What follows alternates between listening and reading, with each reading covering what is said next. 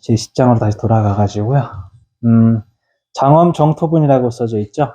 우리의 이제 불국토, 우리의 사바 세계, 우리 인간 세계에서 이 정토를, 이 세계를 어떻게 다스릴 수 있을 것인가에 대한 부분인데, 그러니까 장엄, 어떤 식으로 꾸미고 어떤 식으로 마음을 써야 하는 것인가, 이렇게 되면서 이제 장엄 정토분이라고 했죠. 연등부처님이라고 하는 게 나오죠. 연등부처님이라고 하는 게 나오는데, 그 과거 세계, 그러니까 옛날에 석가모니 부처님이 태어나기 이전에 부처님이라고 생각하시면 돼가지고 연등불이라고 얘기를 합니다. 그래서 과거의 부처님이다. 연등불이 그 다음 부처님을 추기해요. 어떻게 부처님이 될 것인가 라는 것을 추기한다고 얘기를 하는데, 그걸 누구한테 했냐면 그때 당시에 이제 선의 동자라고 하는 사람한테 했어요. 선의 동자한테. 근데 그 선의 동자는 석가모니 부처님이 전생이에요. 너는 다음 생에 윤회에서 태어나면 우리 중생들을 구제해주는 다음번, 쉽게 말해서 내 후임자가 될 것이다. 그러니까 부처님이 될 것이다라고 수기를 내렸죠. 그렇게 해서 현지 시대의 부처님이 석가모니 부처님이죠. 그럼 다음 미래에 오신다는 부처님은 미륵 부처님이라고 들어보셨죠. 그렇게 해서 3세의 부처님이 있어요. 과거의 부처님과 현재의 부처님과 미래의 부처님, 이렇게 해서 3세 재불이라고 얘기를 해요. 또 좀 약간 공간적인 것을 나타내는 것은, 석가모니 부처님이 우리의 이제 중심이라면, 여기 이제 서방 정토, 극락세계, 서방 극락세계에는 누가 계셔요? 아미타 부처님이 계시죠? 동방에는 약사 부처님이 계시죠? 동방 약사열애 부처님이 계시죠? 그래서 여기서 이제 얘기를 하는 것이, 열애가 옛적의 연등 부처님 저수에서 법을 얻은 것이 있는가? 이게 무슨 얘기냐면, 열애라고 하는 것은 석가모니 부처님이죠. 그러니까 내가 과거에 전생에 연등 부처님 처소에서, 연등 부처님 시대에서 얻은 것이 있는가? 수기를 받을 때 내가 얻은 것이 있는가? 이런 얘기를 하는 거예요. 그렇기 때문에 실제로 법을 얻은 것이 없습니다. 불국토를 아름답게 꾸민다는 것은 아름답게 꾸미는 것이 아니래요. 그렇기 때문에 아름답게 꾸민다고 말하기 때문입니다. 이제 이런 식으로 얘기를 하죠. 장엄이라고 하는 것은 저희가 꾸민다라고 얘기를 한다고 보시면 돼요. 근데 그걸 중에서 저희가 이제 이게 불교적으로 얘기하는 장엄은 사찰이라든지, 아니면 이제 건국적인 거라든지, 불살한다든지, 아니면 저기 사회에서도 봤을 때 사람들이 항상 외형적인 걸 이제 먼저 환경을 가꾼다든지, 뭔가 이렇게 창업을 할 때 우선 환경을 가꾸고 그 청소를 하고 그런 거죠.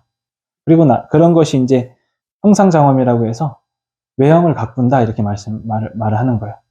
그 다음에 신인들이나 수행자들이나 성자들이나 부처님이 많이 나와서, 보살님들이 많이 나와서 우리들을 구제해 주는 거예요. 우리들을 이제 교화해 주시는 거예요. 포교해 주시는 거고. 그렇게 해서 부처님 법으로서, 부처님의 진리로서 우리 인간 사바세계에 교화를 하는 것. 그게 이제 두 번째 장엄의 의미예요. 우리의 마음도 마찬가지죠. 우리 인간의 몸과 마음이 이렇게 있죠. 우리의 마음을 잘 가꾸고 꾸밀 것인가? 아니면 우리의 몸과 외형을 잘 가꾸고 꾸밀 것인가? 둘 다 중요하죠. 둘 다 어느 하나 버릴 게 없습니다. 건강을 잘 가꾸고, 또 혹은 외형적인 것을 다른 사람들과 소통하고 좀 아름답게 내를 꾸밈으로써 더 행복한 삶을 살 수 있고, 또 마음도 법으로서 혹은 공부로서, 수행으로서 관리를 하고 평정하게 하면 그만큼 또 잘 가꾼 거기 때문에, 또 우리 마음속 안에 세계에서 불국토가 되고 장엄정토가 된다, 이런 얘기입니다. 그렇기 때문에 있는 그대로 실상적인 것을 바로 볼 수 있다는 것이, 그냥 있는 그대로 아름답기 때문에 아름답게 꾸미려고 집착하지 않고 아름답게 꾸미려고 하는 것이 아닌 것이 바로 아름답게 꾸민다고 말하기 때문입니다. 이렇게 얘기를 하는 거예요. 그 다음에 사국의 두 번째가 나오죠. 불응주색, 생심, 불응주성양, 미촉법, 생심, 응무소주, 이생기심. 모든 보살, 마하살은 깨끗한 마음을 내어야 한다. 깨끗한 마음이 무엇인가? 청정한 마음이죠. 깨끗한 마음을 어떻게 내는 것인가? 여기 나와 있죠. 형색에 집착하지 않고 마음을 내어야 한다. 그리고 소리, 냄새, 맛, 감촉, 마음의 대상에도 집착하지 않고 마음을 내어야 한다. 마땅히 집착 없이 그 마음을 내어야 한다. 이게 불응주색생심, 불응주성향 미촉법생심, 응모소주 이생기심이에요. 이건 기억하셔야 됩니다. 그러니까 뭔가 내가 지켜보는 거, 내가 지켜볼 때, 혹은 내가 안이비서신을 가지고 육진을 만났을 때, 경계를 만났을 때 소리에 끄달리거나 냄새에 끄달리거나 맛에 끄달리거나 감촉에 끄달리거나 또는 내 마음까지도 번뇌에 끄달리거나 그런 대상에 집착하지 말아라. 거기에 머물러 있지 말아라. 거기에 끄달리지 않으면 본래의 자리로 가서 열애를 본다. 원래 깨끗한 마음으로 간다. 그래서 이제 깨끗한 마음이라고 표시를 하는 거고, 깨끗한 마음을 어떻게 내야 합니까?에 대한 대답이 바로 그거라는 거죠. 돌아가라. 너의 원래 자리로. 원래 네 마음으로 돌아가라. 그리고 수볼이 어떤 사람의 몸이 이렇게 크대요. 수미산처럼 크대요. 그럼 그 몸이 크다고 하겠습니까? 라고 물어보니까 수볼이가 대답을 하였습니다. 매우 큽니다. 세존이시여. 왜냐하면 부처님께서는 몸만 힘을 설하셨으므로 큰 몸이라 말씀하셨기 때문입니다.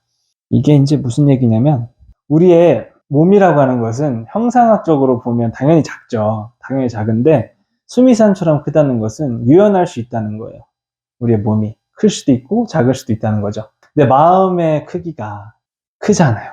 내 몸이 크다고 생각하면 어때요? 크고. 내 마음이 크겠으면 어때요? 너는 참 마음이 넓은 사람이구나. 진짜 마음이 뭐 보여요? 넓어, 안 넓어? 넌 마음이 수미산처럼 크구나. 그럼 이해가 되잖아요. 또 몸이 수미산처럼 크구나. 이런 거랑 똑같은 거죠. 그러니까 이제 그 몸이라고 하는 것을 실상으로 저희가 판단을 한다면 한없이 뭐 작을 수도 있고 한없이 클 수도 있는데 저희의 상으로 본 거죠. 이제 저희의 생각으로 본 거죠. 저희의 마음으로 본 거고. 그렇기 때문에 수미산처럼 크다면 클 수 있고 큰 몸이 아닌 것이다. 작은 몸이 또 작은 몸이 아닌 것이고 이렇게 되니까 우리의 마음을 가지고 우리 몸과 마음을 이제 단일화시키면서 둘이 아니다 이렇게 시키면서 수미산처럼 내 마음이 커질 수가 있구나. 내가 보는 만큼 내가 그렇게 큰 사람이 될 수 그렇게 보는 거죠. 자, 그 다음에 이제 수보리와 항아의 모래수만큼 항아가 있다면 그대 생각 어떠한가? 그러면 매우 많대요. 그 다음에 다음 장 넘어가서 수보리여 내가 지금 진실한 말로 그대에게 말한다. 선남자 선여인이 그 항아 모래수만큼 삼천 대천 세계의 칠부를 가득 채워 보시한다면 그 복덕에 많겠는가? 엄청나게 모래수만큼 많은 그런 재물을 통해서 보시를 한다면 과연 복덕이 많이 있을 것인가? 네, 수보리가 대답하였습니다. 매우 많습니다. 세존이시여. 부처님께서 이제 다시 물어보죠. 선남자 선유인이 이 경의 사국에만이라도 받고지니고 다른 사람을 위해 설해준다면 이 복이 저 복보다 더 뛰어나다. 이게 무슨 얘기냐면 우리한테는 제시와 법시가 있다 그랬잖아요. 제보시, 법보시가 있다 그랬어요. 그 두 가지만 놓고 생각을 해봤을 때 제시는 뭐예요? 물질, 재물 혹은 뭐 내가 좀 마음을 써서 뭘 이렇게 더 챙겨주거나 이렇게 도와주는 거죠. 그리고 법보시는 뭐예요? 나의 어떤 심리적인 거, 나의 어떤 지식적인 거, 그 사람의 앞날을 위한 거, 그 사람의 철학, 교훈을 위한 거, 이런 것들을 이제 전달해 주는 거예요. 자, 이렇게 보면은 왜 법보시가 더 대단한가? 아무리 생각해도 이렇게 많은 모래알처럼 많은 제시가 더 대단할 것 같은데 왜 법보시가 더 대단할 거라고 얘기를 하셨는가? 이 부분이 포인트라는 거죠. 근데 이제 이것을 가지고 비교할 수가 있어요. 유루와 무루에 대한 그게 있어요. 유루법과 무루법에 대한 불교에서 나오는데 유루는 뭐예요? 루가 뭐야? 흐르는 거고 새는 거예요. 그러면은 뭐가 새는 게 있고 뭐가 흐르는 게 있는 거죠. 무루는 없는 거예요. 그것을 불교에서 뭐라고 얘기하냐면 번뇌가 있고 없고의 차이를 나타내요. 그러면은 유루는 번뇌가 있는 거고 남아 있는 거고 새는 거고 번뇌가 새는 거고 흐르는 거고 무루는 번뇌가 없는 거예요. 그럼 여기를 유루를 제시에 갖다 붙이고 무루를 법시에 갖다 붙일 수 있어요. 이해되죠? 자, 그러면 이게 무슨 얘기냐? 제시는 유루의 복덕을 가졌어요. 그리고 법시는 무루의 복덕을 가졌어요. 둘 다 복덕은 줘. 복덕은 줘요. 그런데 유루의 복덕이 뭐고 무루의 복덕이 무엇인가 얘기해 볼 수 있겠죠. 제시를 통해서 예를 들어 가지고 누군가한테 도움을 줄 수가 있죠. 친구한테 술을 사줄 수 있고, 맛있는 걸 사줄 수 있고, 뭐, 또 좋은 데를 데려갈 수도 있고, 이렇게 할 수가 있어요.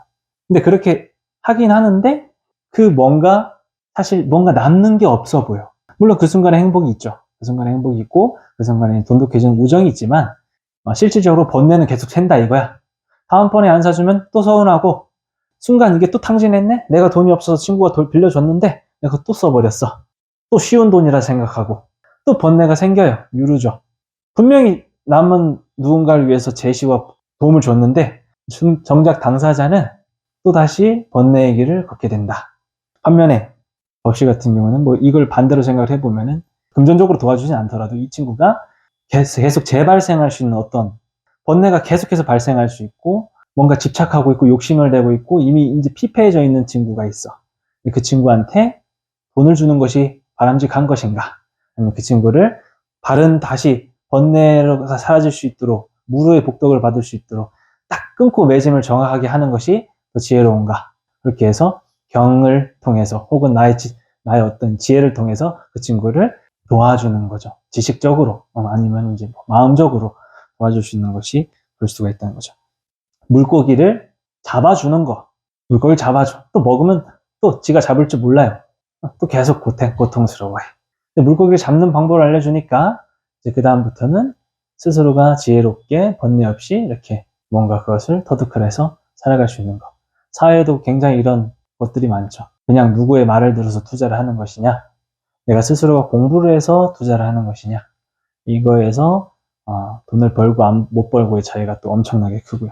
좀 이해가 되시죠? 그 무루와 유루를 이해를 하시면은 이제 그게 왜 이렇게 말씀하셨구나 이해가 되는 거죠. 개인한테도 마찬가지죠. 개인한테도 스스로가 이제 끄달리지 말아야 되는 부분들이 있다는 거예요.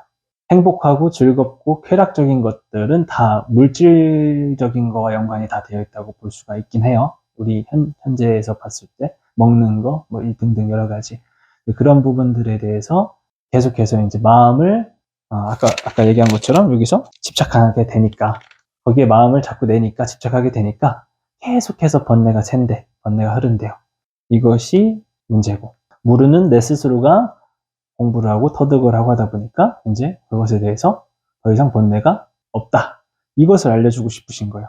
그렇게 해서 유루와 무르의 복덕을 가지고 이해를 하시면 되고, 12장을 보면 존중 정교분이라고 돼 있죠. 또한 수벌이여 이 경의 사국에만이라도 설해지는 곳곳마다 어디든지, 아까 말했던 그 이유가 나오죠. 어디든지 모든 세상의 천신 인간 아수라가 마땅히 공양할 부처님의 탐묘임을 알고, 그렇기 때문에 어디든지 이 경을 받고 지니고 읽고 외우는 사람은 복이 뛰어나다. 수벌이여 이 사람은 가장 높고 가장 경이로운 법을 성취할 것을 알아야 한다. 이와 같이 경전에 있는 곳은 부처님과 존경만 제자들이 계시는 곳이다. 금강경이 있는 곳에 부처님의 제자와 부처님이 있는 곳이래요. 이 정도까지 금강경을 또 설명을 하죠. 그래서 첫 번째로 경전을 설하는 사람이 필요한 거고, 적극적이어야죠. 경전을 설하는 사람이. 그 다음에 이제 경전의 의미, 경전의 법의 의미, 법의. 그것은 뭐냐, 뜻에서 너무 어긋나지 않도록 설할 수만 있다면 누구든지 다 가능하다. 그 다음에 순서는 뒤에서부터 하든 앞에서부터 하든 중요하지 않고, 장소도 마찬가지. 어디서든 잘 공경경을 이렇게 얘기를 해주는 수 있는 사람들이 또 그 복덕이 있다. 이렇게 얘기하는 겁니다. 그렇기 때문에 오늘 중요한 부분은 바로 그거죠. 부처님이 사국에만이라도 지니고 외워라 이 부분인데, 그게 이제 굴릉주색 생심, 불릉주성향 미촉법 생심, 응무소주 이생기심, 집착하지 말아라 이 얘기입니다. 너무 간단하죠? 그런 얘기가 있어요. 불국토가 이미 다 됐고, 불국토가 된 것 같고 부처님이 깨달음을 얻는 사람들이 많고 불보살님들이 굉장히 많은데도 불구하고 왜 아직도 힘든 사람이 있고 더러운 땅이 있고 더러운 것들이 있고 그런 것들이 합니까? 그러면 이제 왜 그게 모두가 다 번뇌에서 벗어나고 하는 불국토라고 얘기를 하는데 왜 그럽니까? 이제 하니까 부처님이 이제 그 제자한테 말씀을 하셨어요. 그러면은 세상에 안 보이는 것은 나의 허물이냐 맹인의 허물이냐 이렇게 말씀하셨죠. 그러니까 이제 바로 이제 알아듣게 되겠죠. 그다음에 이와 같이 마찬가지로 세상 이제 우리 우리 세상, 사바세계 자체는, 중생세계는 사실 깨끗해요. 아름답고 좋고 얼마든지 잘 누릴 수 있지만 그걸 지켜보는 사람이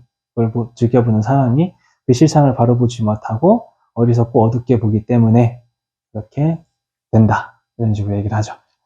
그렇기 때문에 이제 우리는 그런 깨끗한 마음이 어디에서 오는가, 더러운 마음이 어디에서 오는가, 그것 통해서 우리가 더러운 세상이 될 수 있고 깨끗한 세상이 될 수 있고 그 부분을 얘기를 한 것이죠. 그래서 깨끗한 마음을 내기 위해서 책, 성향, 미촉법에 집착하지 않아야 한다. 이 사구계를 잘 이해하시면 됩니다.